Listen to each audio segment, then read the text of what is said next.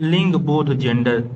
लिंग बोध या जेंडर एक ऐसा शब्द है जिसे आप सभी अक्सर सुनते हैं। वह बहरहाल आप आसानी से स्पष्ट नहीं होता है। ऐसा लगता है कि इसका हमारे जीवन में खास लेना देना नहीं है और हम प्रशिक्षण कार्यक्रम में ही इसकी चर्चाएं सुनते हैं। वास्तव में तो हम सभी अपने जीवन में रोज ही इस सत्य का अनुभव करते हैं। यह निर्धारित करता है कि हम कौन हैं और क्या हो सकते हैं, कि हम कहाँ जा सकते हैं और कहाँ नहीं। जिंदगी के बहुत से विकल्प हमारे लिए अत्यंत इसके आधार पर ही तय होते हैं। लिंग बोध या जेंडर की हमारी समझ और अपने परिवार और समाज से ही बनती है। यदि हमें उस दिशा में सोचने के लिए प्रेरित करता है कि हम औरत और पुरुषों में जो भूमिकाएं अपने आसपास निभाते हुए देखते हैं वे स्वाभाविक हैं और पहले से तय हैं। वास्तव में ये भूमिकाएं दुनिया भर में भिन्न भिन्न समुदायों के लिए अलग अलग हैं। अतः लिंग बोध से हमारा आशय उन अनेक सामाजिक मूल्यों और रूढ़िवादी धारणाओं से है जिसे हमारी संस्कृति ने हमारे लिंग, स्त्रीलिंग और पुल्लिंग होने के लिए जैविक अंतर के साथ जोड़ दिया है। यह शब्द हमें बहुत सी असमानताओं और स्त्री संबंधों को समझने में सहायता करता है। आगे 2 अध्याय हमारे सामाजिक की लैंगिक संकल्पनाओं को बिना इस शब्द का प्रयोग किए हमारे सामने रखते हैं। अच्छा होगा कि विद्यार्थी को इस बात के लिए प्रोत्साहित किया जाए कि विभिन्न शैक्षणिक पद्धति जैसे कहानियों की प्रस्तुति, विशेष अध्ययनों पर बातें, कक्षा में गतिविधियां, तथ्यों की व्याख्या और चित्रों की समीक्षा के माध्यम से वे अपने जीवन व अपने आसपास के समाज पर विचार करें और सवाल करें कि जेंडर शब्द के आने पर अक्सर एक खास दृष्टि से लोग यह अधूरा अर्थ भी लगा लेते हैं कि यह केवल महिलाओं या लड़कियों से जुड़ा हुआ है। इसीलिए इन अध्यायों में इस बात की सावधानी रखी गई है कि केवल लड़कियां ही नहीं बल्कि लड़के भी जेंडर की चर्चा के सहभागी हों। अध्याय 4 अध्ययनों के स्टडीज को शामिल किया गया है जो अलग अलग समय और स्थानों से संबंधित है और हमारे सामने यह बात रखते हैं कि लड़के और लड़कियां कैसे बड़े होते हैं और उनकी सामाजिक भिन्नता कैसे रूप लेती है।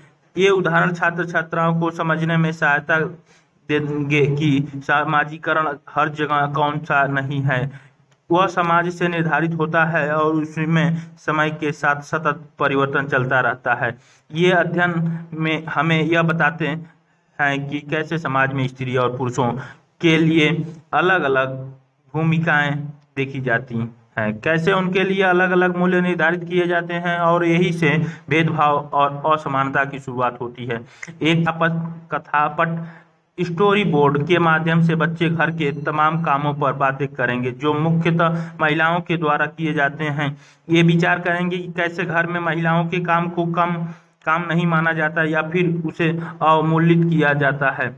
अध्याय 5 के कार्यों में लिंग आधारित भेदभाव पर केंद्रित है और समानता के लिए किए गए महिलाओं के संघर्ष को भी प्रस्तुत करता है। कक्षा की गतिविधियों में बच्चा काम और पेशों को लेकर समाज में प्रचलित रूढ़िवादी मान्यताओं पर सवाल करना शुरू करेगा। इस अध्याय में इस ओर भी संकेत मिलेगी कि कैसे लड़कों और लड़कियां के लिए शिक्षा कैसे अवसर समान रूप से उपलब्ध नहीं है। 19वीं और 20वीं सदी की 2 महिलाओं के जीवन की कहानी में बच्चे देखेंगे कि इन स्त्रियों के लिए मुक्त का संघर्ष कैसे शुरू हुआ और लिखाई पढ़ाई सीखने के इनके जीवन को कैसे बदला। बड़े परिवर्तन सामान्यतः सामूहिक संघर्षों से ही होते हैं। इस अध्याय के अंत में एक चित्र निबंध है जो स्त्री आंदोलन द्वारा परिवर्तन के लिए उपयोग में लाई नीतियों के उदाहरण प्रस्तुत करता है।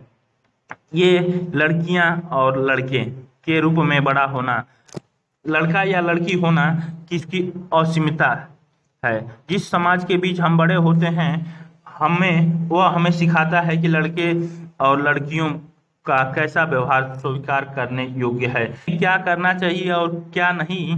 हम प्रायः यही सोचते हुए बड़े होते हैं कि ये बातें सब जगह बिल्कुल एक सी हैं, परंतु क्या सभी समाज में लड़के और लड़कियां के प्रति एक जैसी ही नजरिया है। इस पाठ में हम इस प्रश्न का उत्तर जानने की कोशिश करेंगे।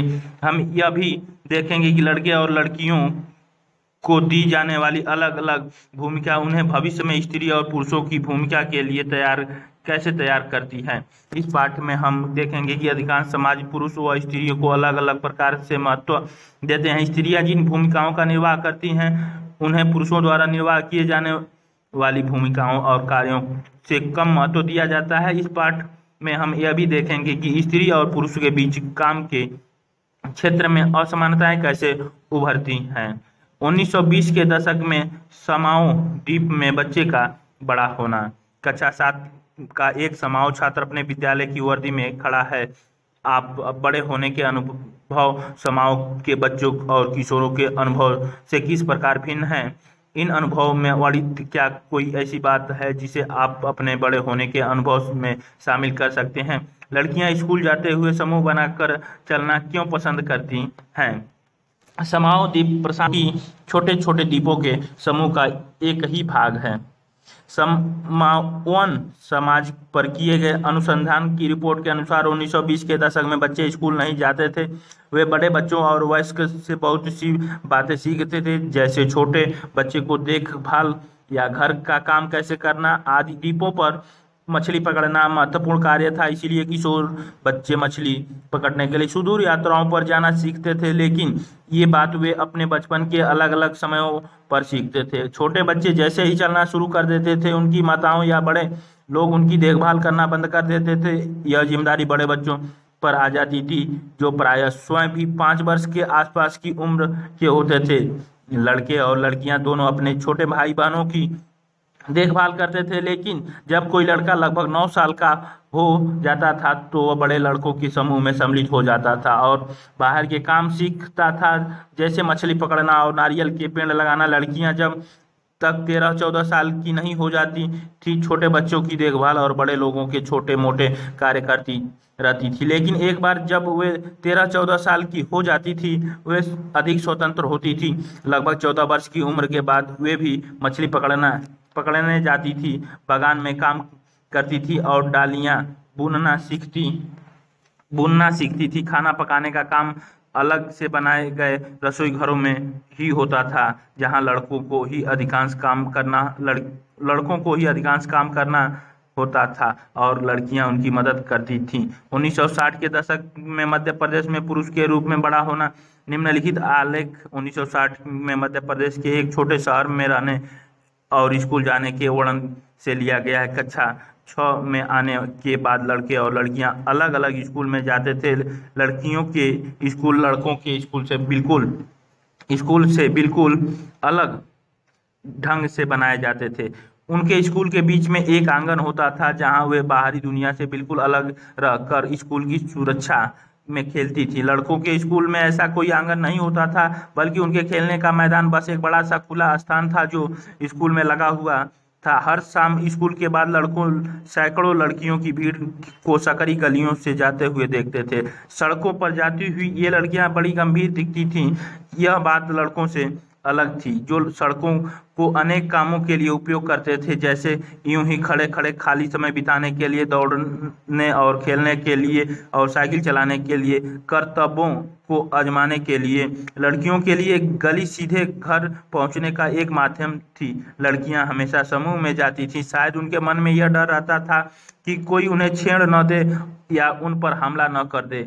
ऊपर 2 उदाहरण को पढ़ने के बाद हमें लगता है कि बड़े होने के भी कई तरीके हैं। प्रायः हम सोचते हैं कि बच्चों एक ही तरीके से बड़े होते हैं। ऐसा इसलिए है क्योंकि हम अपने अनुभवों से ही सबसे ज़्यादा परिचित होते हैं। यदि हम अपने परिवार के बुजुर्गों से बातें करें तो पाएंगे कि उनका बचपन शायद हमारे बचपन से बहुत भिन्न था। हम यह भी अनुभव करते हैं कि समाज लड़के और लड़कियों में स्पष्ट अंतर करता है। यह बहुत कम आयु से ही शुरू हो जाता है। उदाहरण के लिए उन्हें खेलने के लिए भिन्न खिलौने दिए जाते हैं। लड़कों को प्रायः खेलने के लिए कारें दी जाती हैं और लड़कियों को गुड़िया।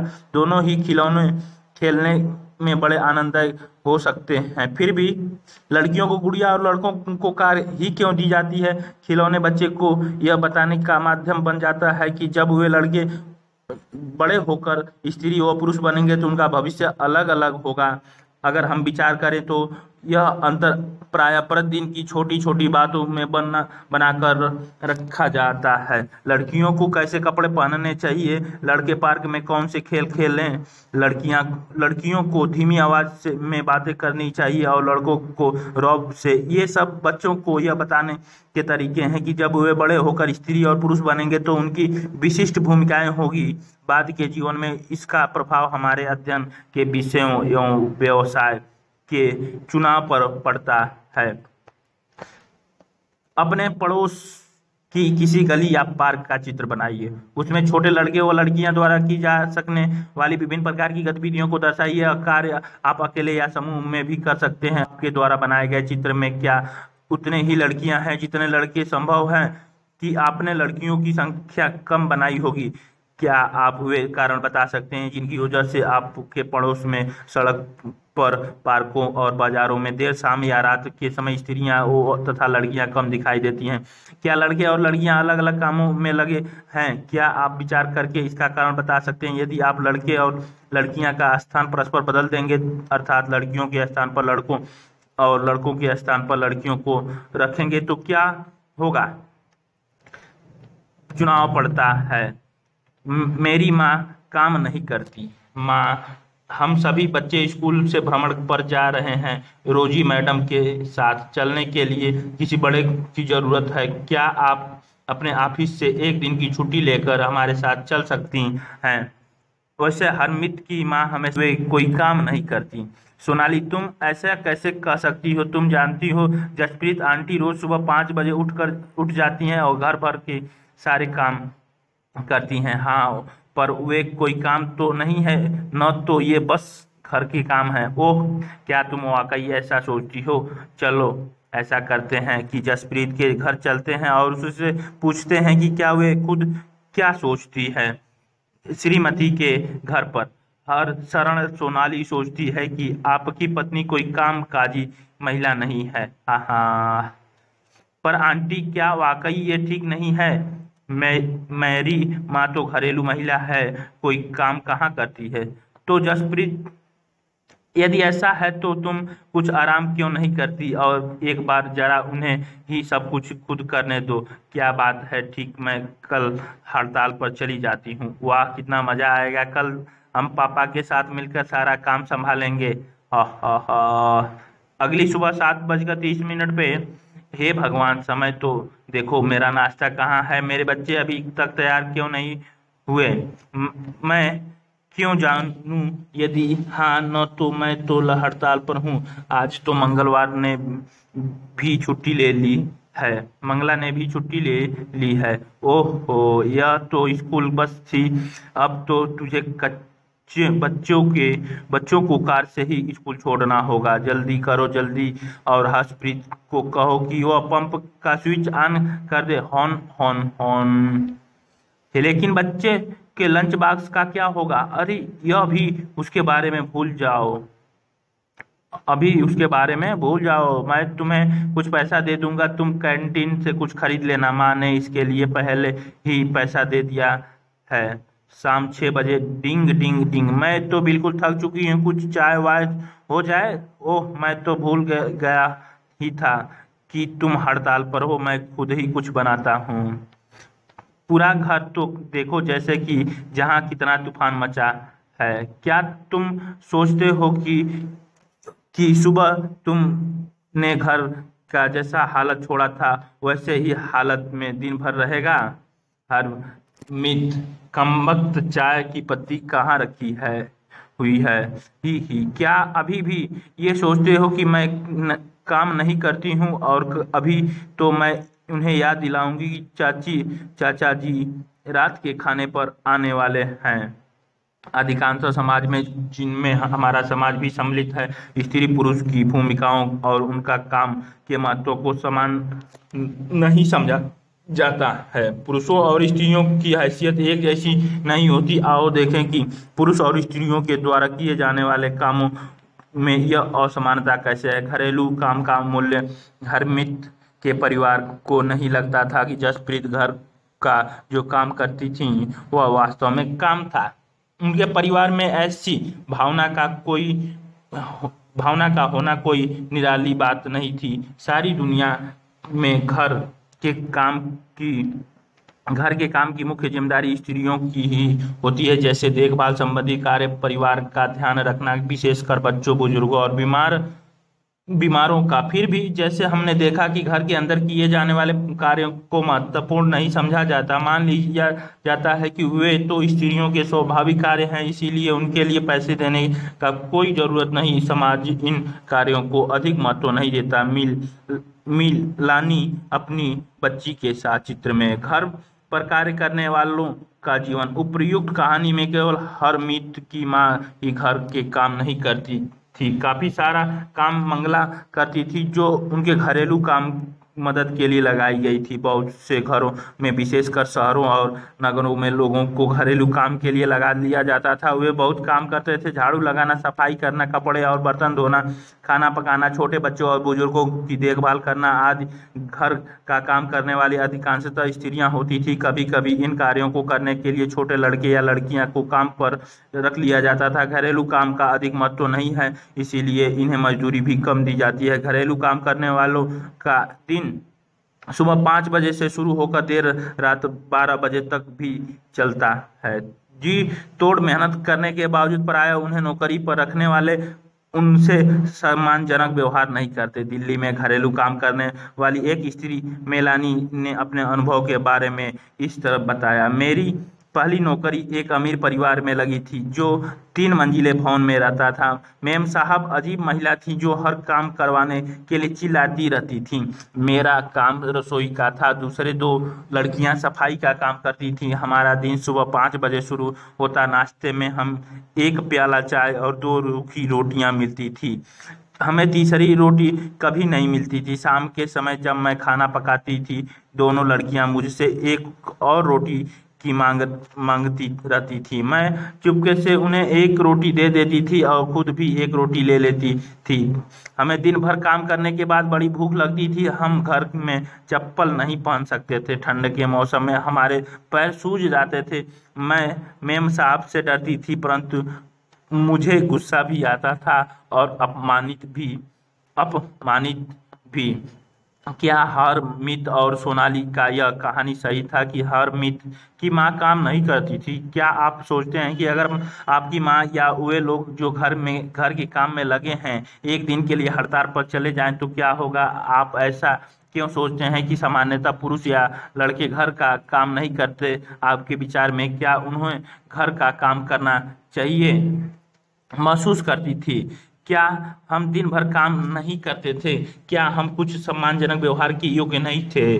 वास्तव में जिसे हम घरेलू काम कहते हैं उसमें अनेक कार्य सम्मिलित हो रहते हैं। इनमें से कुछ कामों में बहुत शारीरिक श्रम लगता है। ग्रामीण और शहरी क्षेत्रों में औरतों और लड़कियों को दूर दूर से पानी लाना पड़ता है। ग्रामीण क्षेत्रों में स्त्रियों और लड़कों को जलाऊ लकड़ी के भारी गट्ठर सिर पर ढोने पड़ते हैं। कपड़े धोने, सफाई करने, झाड़ू लगाने और वजन उठाने के कामों में झुकने, उठाने और सामान लेकर चलने की जरूरत होती है। बहुत से काम जैसे खाना बनाने आदि में लंबे समय तक गर्म चूल्हे के सामने खड़ा रहना पड़ता है। स्त्री जो काम करती है वह भारी और थकान वाला शारीरिक काम होता है, जबकि आमतौर पर सोचते हैं कि पुरुष ही ऐसा काम करते हैं। घरेलू और देखभाल के कामों का एक अन्य पहलू जिसे हम महत्व नहीं देते वह है इन कामों में लगने वाला लंबा समय। वास्तव में यदि हम स्त्रियों द्वारा किए जाने वाले घर के और बाहर के कामों को जोड़ें तो हमें पता चलेगा कि कुल मिलाकर स्त्रियों पुरुषों से अधिक काम करती हैं।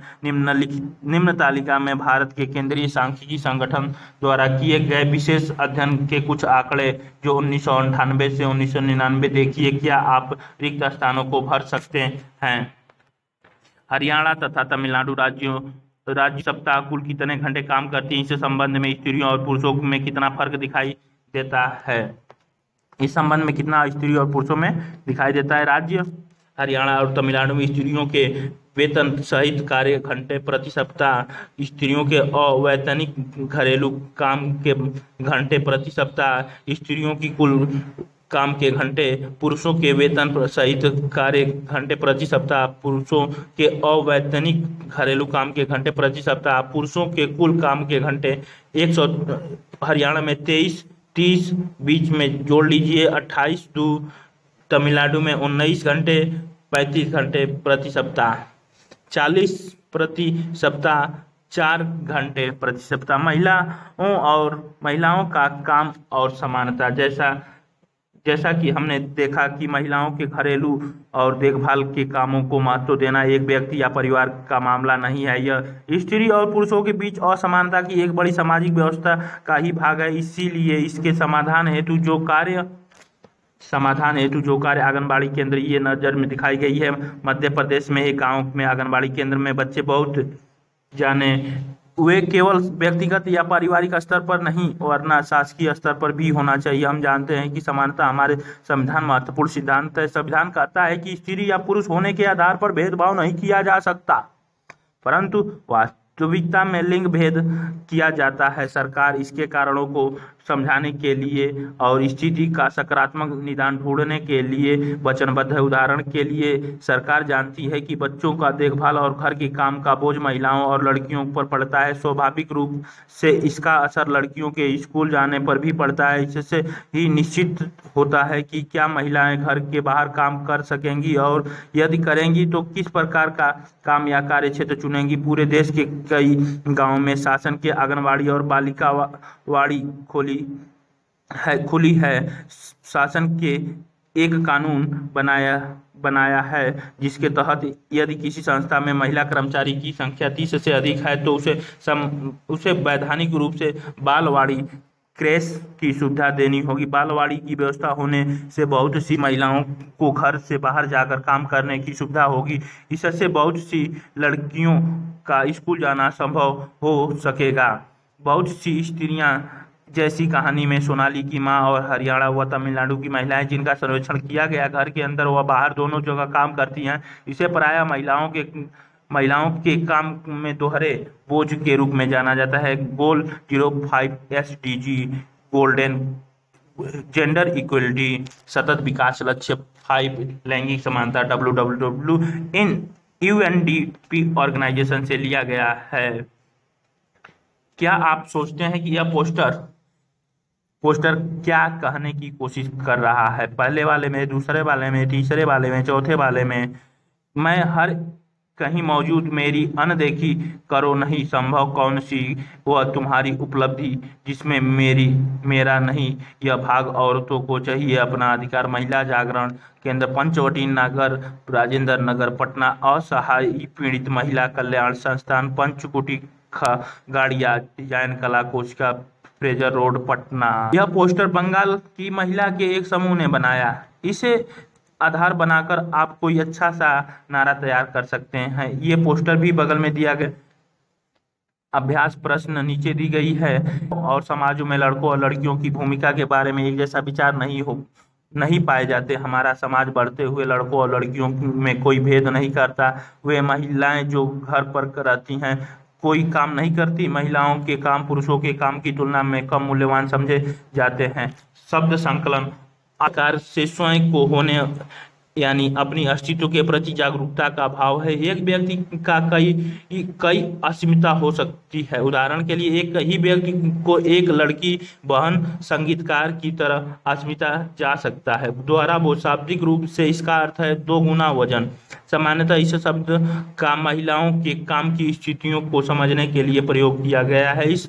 यहाँ इस तथ्य को स्वीकार करता है कि महिलाएं आमतौर पर घर के भीतर और घर के बाहर दोहरा कार्यभार संभालती है। देखभाल के अंतर्गत अनेक काम आते हैं जैसे संभालना, ख्याल रखना, पोषण करना आदि। शारीरिक कार्य के अतिरिक्त इसमें गहन भावनात्मक पहलू भी सम्मिलित है। अवमूल्यता जब कोई अपने काम के लिए अपेक्षित मान्यता या स्वीकृति नहीं पाता है तब वह स्वयं को अवमूल्यित महसूस करता है। उदाहरण के लिए देखें, अगर कोई लड़का अपने मित्र के लिए घंटों सोच विचार कर बहुत खोज कर एक उपहार बनाता है और उसका मित्र उसे देखकर कुछ भी न कहे तो ऐसे में पहला लड़का अवमूल्यित महसूस करता है।